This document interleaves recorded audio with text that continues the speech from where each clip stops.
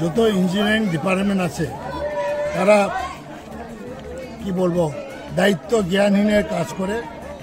যেমন কাবরাঙ্গাবাড়ি lower bridge, এটা অকেজো হয়ে গেছে, ওইটা ডিমোলিশন করে নাই। আমি বহুত লেখালেখি করার পরে সেটা দুই দিকে গর্ত করা হয়েছে যাতে কোনো মানুষ চলাচল না।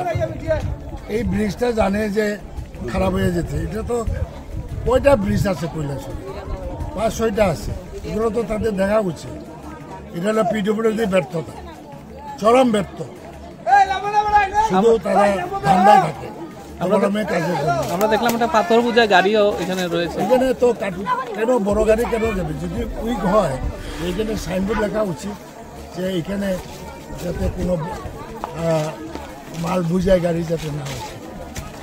আমি মনে করি পিডব্লিউডি ব্যর্থতা এবং 24 ঘন্টার মধ্যে মানুষ চলাচলের জন্য টেম্পোরারি একটা ব্রিজ করতে হবে। আমরা এখনই কথা বলবো, সবাইনের সঙ্গে কথা বলবো এবং এই যে ইঞ্জিনিয়ারের সঙ্গে চিফ ইঞ্জিনিয়ারও কথা বলবো। এই মাত্র এই জবাব পরেই আমি ফোনে কথা বলছি।